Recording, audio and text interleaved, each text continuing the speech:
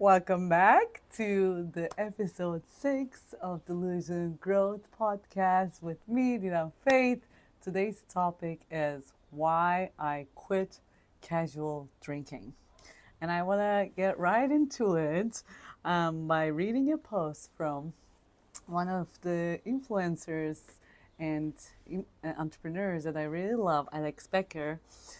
He's a kind of a crazy guy, and he has some thoughts on the dark truth about casual to drink only drinking.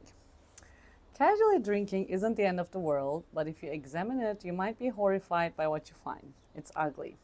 Give me a few minutes to explain. Again, it's not the end of the world, but at 2 drinks, you'll sleep worse, be slower, and have less motivation the next day. Your gym performance will suffer, your focus will not be good.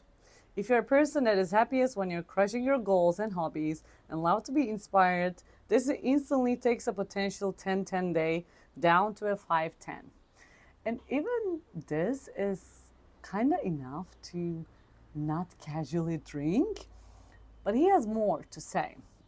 And before getting into that, I want to share a little bit more about my drinking journey. So, like a lot of people, I drank a lot during university, college, and high school. And when I moved to Berlin and I got introduced to the German drinking culture, which is so much more than even the one that I grew up in, because they drink beers, like beers even cheaper than water at some point. So I noticed myself drinking even more. And then at one point it was COVID and I stopped completely for an entire year. I didn't drink. And I remember I realized I actually don't even like the taste of alcohol, right? I was just drinking to fit in. But after that year, some things happened, life happened. It started with one more drink, only one drink. And then there I was drinking again. And, even though I never got fully drunk, except for maybe 1 or 2 nights per year, those nights would feel so bad the next day that I would question myself, like, why am I doing this again, right? But then what I realized was it was really blurring my awareness of reality. I would feel attracted to people whom I'm not really attracted to. I would start conversations that I thought were fun, but the next day remembering them, I would feel like, oh my God, that was totally not me. A lot of stuff like that. And that made me question, what is the purpose of this? And let me keep reading Alex's post here, which then brings us to the big question. Is a 45-minute buzz worth losing 24 hours of PQ? The answer logically is no. Which then brings you to the real ugly question. Why is this drug, aka let's become aware at this fact that alcohol is also a drug. The fact that it's legal does not take away from the fact that it's actually a drug. It's actually a really bad drug. Which then brings you to a real ugly question. Why is this drug so important that you must have it despite the trade being so bad? I want to invite you to pause here for a second and question this. Why is alcohol so important to you? There is nothing else in life where you trade a day or 3-4 days if you get drunk, honestly, for an hour or 3 of a hobby. None. If we invited you to do jiu-jitsu for an hour and as a result you suffered at work, gym, and mentally for 7 days, which is the amount of time it takes to fully recover from a full 6+ drink binge, you laugh and say no. This question is so ugly because the answer is ugly. You're broken, your social group is broken. Okay, here he's being very direct. I don't necessarily think that you are broken just because you like drinking, but I do feel that there's something fundamentally wrong in our way that we shaped our beliefs at a very young age when it comes to drinking. Because think about it. When did you first start drinking? And when did you first start taking that as something normal, right? Because I remember when I was in Bali and I wouldn't drink and I wouldn't look for a drink at all. And when I would see people drinking alcohol, I'd be like, judging them with my eyes. Why? Because nobody in Bali needs alcohol. People just are high on life. They are drinking cacao at the worst case. So our social environment is very toxically shaped to make us believe that alcohol is normal, but it's not. It's not normal. So let's continue. It's a very long post, and I really want to read it all to you because I keep coming back to this post, and I want this podcast to be a reminder for my future self as well as for you. And this won't mean that I'll never drink, but I just want to remember what it means to drink. Like, what are the real consequences? So he continues. Due to booze, you have not built up or learned how to enjoy people and think sober.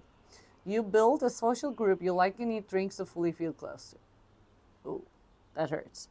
In short, your growth as person is stunted and you fail to actually learn how to have fun without defaulting to booze. So this is very interesting because when I examined to don't drink for an entire year, and I didn't stay at home for an entire year. Like, I was going partying and I was, going out with friends, and I could actually enjoy. And I've decided that if I need alcohol or any kind of drug, because remember, alcohol is a drug.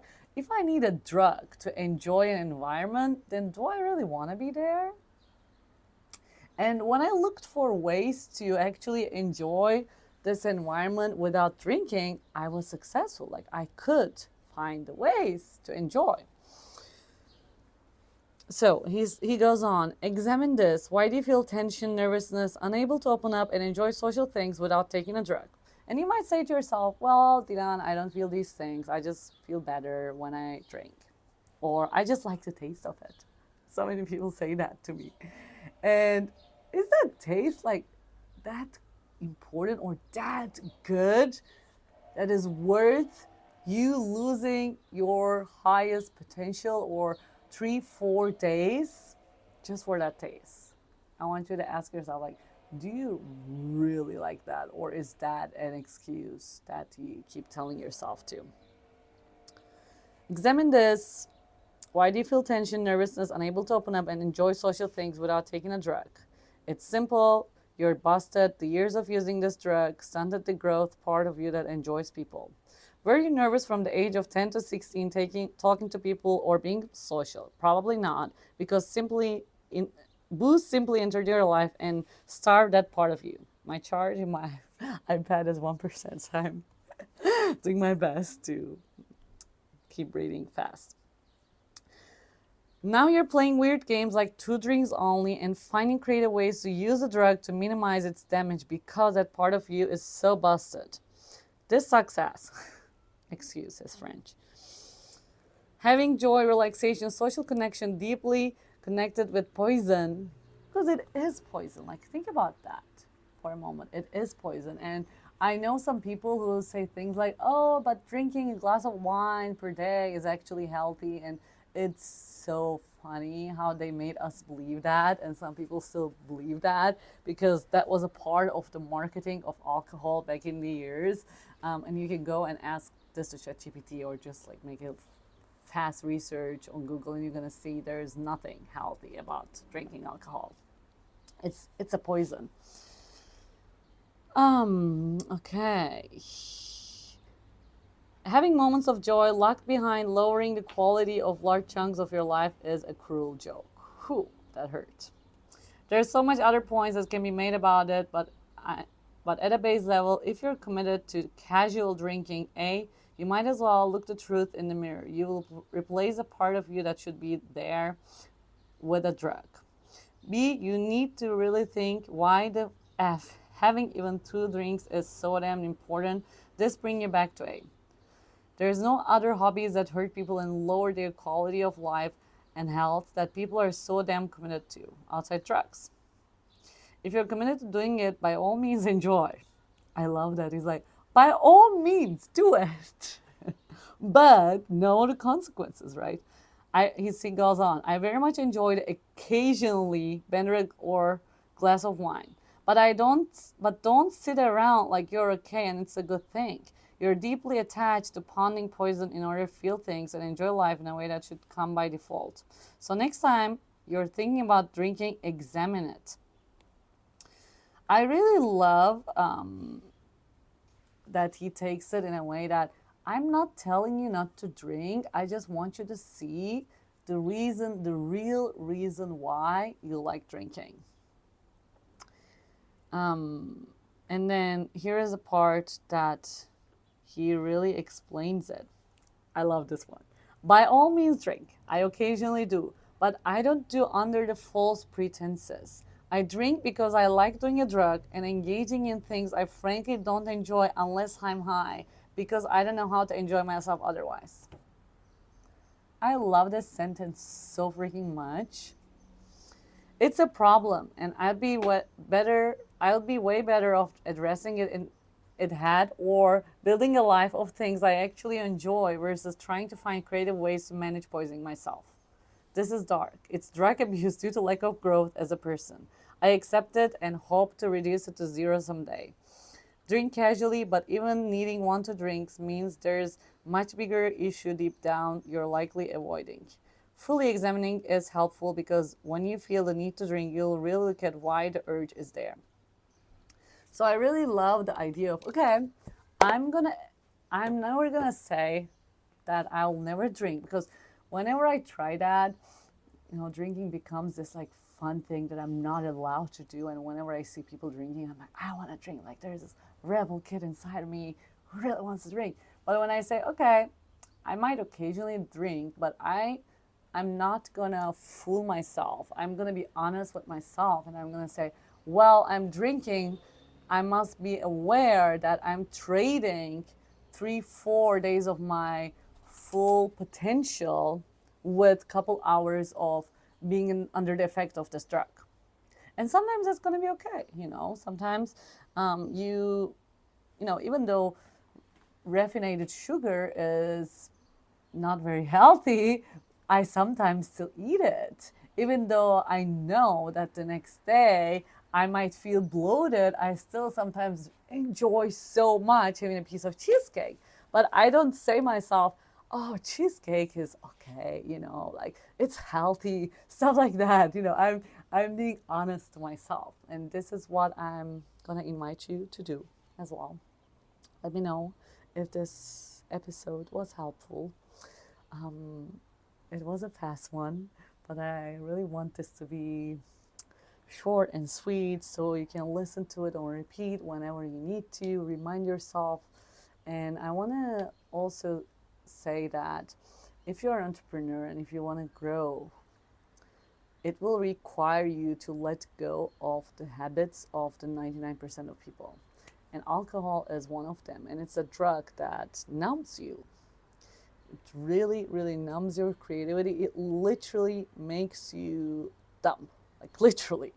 And if you look at the consciousness scale, I love that because there's a scale of consciousness. I will try to put it in the comments or in the description or here. And it's from 0 till 1,000, and alcohol is around, I think, 200 or 300, something like that. So it's still higher than feelings of fear or guilt or blame or shame. But if you're already feeling joy, which is like at a higher frequency, or love or connection or synchronicity, oneness, then alcohol is so much lower, and you really do not need that. And you don't need that to fit in. It's okay. You're never going to fit in if you're an entrepreneur. And it's a good thing.